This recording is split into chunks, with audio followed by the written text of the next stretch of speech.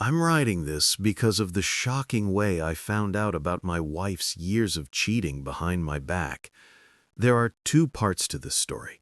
The first is not so shocking and details how I found out about her cheating the first time, and the second part is how I found out the second time, which is the truly amazing one.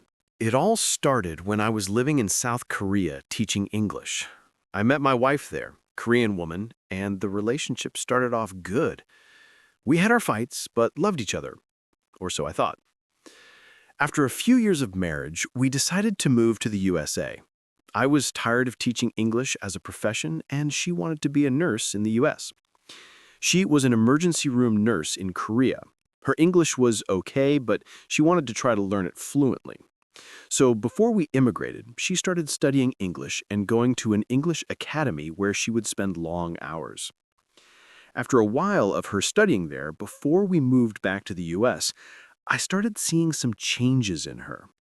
First, there's this messaging app in Korea called KakaoTalk. It's used almost ubiquitously over there. Think Facebook Messenger for Korea. In the past, she had always had a picture of us as her profile picture on the app. She made sure our picture was on mine as well. Then one day, I noticed she took all of our pictures off the app, and I confronted her about it.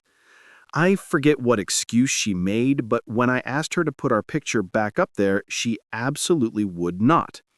I think she made it seem like it wasn't a big deal and I was making too much out of it.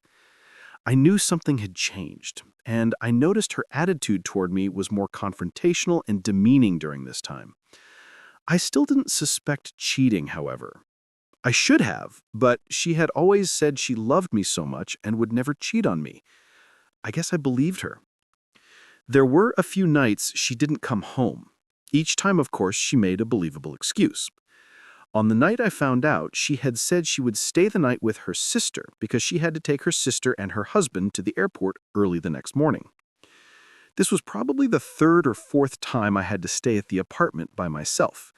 And that night, I started feeling lonely, so I messaged her on KakaoTalk. Not only did she not answer my texts on Kakao, I could tell she never even read them because on the app, it lets you know if the message has been seen or not. Later, I found out that she had blocked me, so she never even received the messages. I called and got no answer. I waited a bit longer and called again. Still no answer, of course. Also on Kakao, it will show you who's currently on the app.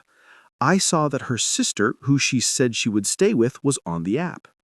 I called her sister and asked if she was there and explained that she had told me she was staying there tonight. Her sister seemed shocked, and you could tell by her tone and answer that she didn't know anything about this. She hadn't seen my wife and didn't know where she was. I didn't know this at the time, but after my phone conversation with the sister called my wife and wanted to know what was going on. My wife probably lied to her as she did to me, but her sister did convince her she needed to call me. So, my wife calls me, and I was pissed because I knew she had lied to me. I told her she better get home now or our marriage is over. Upon arriving home, she told me to get in her car and started spinning a tale, which she probably told her sister too, about not wanting to tell me but that she was out clubbing with some single girlfriends. She made it sound like she was just helping them hook up with guys and wasn't looking for anybody herself. I said, "Give me your phone," and basically yanked it out of her hand. I opened the KakaoTalk app and clicked on the first conversation and started going through it, snapping pictures. Only then did the real truth come out.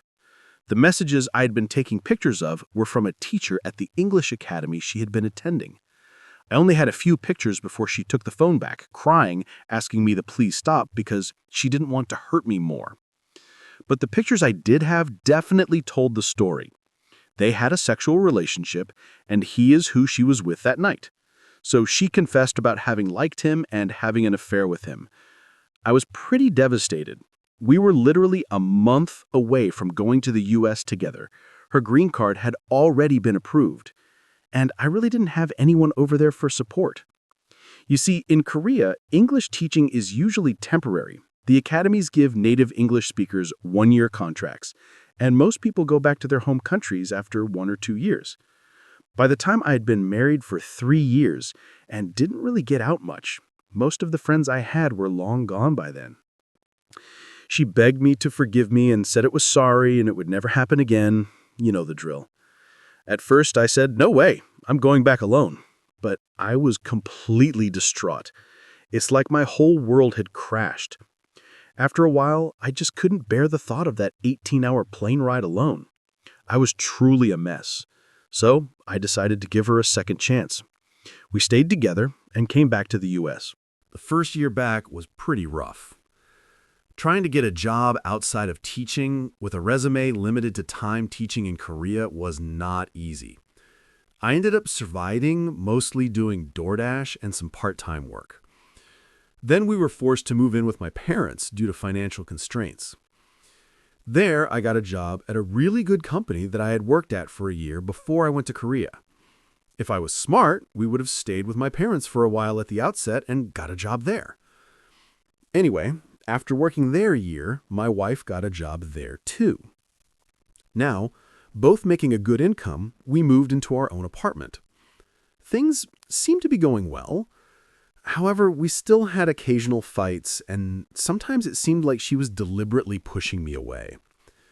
Some of the things she would get mad about, I would scratch my head and be like, why in the hell is she complaining over this? One time I remember, I always used to leave my Monster Energy cans by the sink so I could dump them the next time I did dishes. Usually I never finished the whole thing and would just leave them by the sink.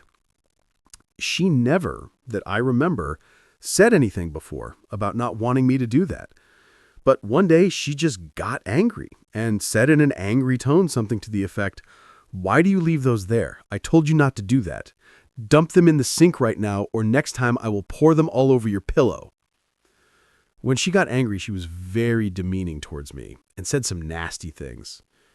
She would apologize later, but due to our continued arguments and distancing, we did decide to get divorced around fall of 2024. She had been going back to Korea for a few weeks to visit her family and friends almost every year since we moved to the U.S. That year, 2024, she was going back in the winter. Our divorce proceedings were still going through at that time. We were still living together because neither of us had the money to cut our lease and move out. And we were living as friends, even friends with benefits. I still loved her after all. While she was in Korea, one day she called me crying and told me she had received an angry Cow Talk call from the wife of the man she cheated on me with 4 years earlier. My wife claimed that she confessed to the woman everything that had happened between them. Later, she said the woman sent her a legal notice threatening to sue her. That's right. Even though adultery is not a criminal offense in South Korea, it's apparently still a civil offense, and you are allowed to sue the person your spouse cheated on you with for compensation. As an American, that seems really odd, but it's true. You can do that in South Korea. I was flabbergasted. She had to tell me, because now she was scared of the legal consequences and needed money to pay for a lawyer to defend herself. She asked my help in getting a 401k loan from work to pay for it. I asked her how his wife could have found out about something that happened so many years ago. She explained that they had communicated about their affair through essays she wrote while attending the English Academy, and that she must have read those. So I thought maybe he cheated again recently in a similar way with another student, and she found out. Then she started looking into his files and found those essays. I did really question the timing of all this, though. It seemed very odd that she suddenly contacted my wife at the time my wife was in Korea. I mean, what are the chances? She could have found out about his cheating any time in the past 4 years, but happened to find out while my wife was in Korea? It did seem odd timing. It seemed more likely that maybe something happened between my wife and him while she was over there, and the wife found out. I told my wife that, but my wife was adamant that there had been no meetings or communication with him since the original cheating took place before we came to the USA. So, stupidly believing her, all I could think was that he must have cheated again, and then she dug into his files and found out about my wife and him many years prior. Since she was already over there, she used her credit card to hire a lawyer. She had me sign over rights to be able to sue the guy she cheated on me with on my behalf. Since we were still legally married in Korea, I was able to sue him. I didn't really want any part of it, but all I had to do was agree to allow her to sue, and then she would take care of it. A couple months passed, and then the guy she cheated on me with, of course, found out he was being sued by me. So, I don't know how, but he somehow got my email address and contacted me. What he told me put me in an utter state of shock. He apologized, of course, and was very sincere. He told me they had met when she went back to Korea in late 2024. He had contacted her the day after arriving to Korea and wanted to meet. At the time, he was trying to have a second baby with his wife and didn't really want to meet her. But he was worried that if he ignored her, she might escalate the situation further and even involve his wife. They had lunch together, and she wanted to have sex with him, but he pretended to ignore her and dropped her off at a subway station. A few days later, she texted him saying she still had deep feelings for him and asked if he felt the same. She wanted to meet and have sex. Trying to finally make things clear, he told her directly that he did not have any such feelings for her and did not want to meet her again. That's when apparently my wife went into a fit of rage. My wife must have got his wife's phone number from his car or maybe looked her up by name on Kakao. It turns out that my wife is the one who contacted his wife and confessed everything.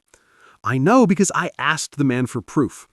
He sent me pictures of the messages my wife sent to his wife on Kakao. So it turns out that that man's wife would have never known if my wife had not reached out to her and confessed like that. And if this would have been any other country that doesn't allow you to sue the person your spouse cheated on you with, I would have never known. It's only because of this lawsuit that he would ever have contacted me and told me the truth. I know I was not the best husband, and communication was always a bit of an issue due to the language barrier. I think during the time she spent at the English Academy, they must have really connected. He probably connected with her emotionally in a way I never could. He spoke her language, listened to her, consoled her, so she developed a deep bond with him. That's why it hurt her so much when he pushed her away at the end. That is my story, and I hope it helps someone.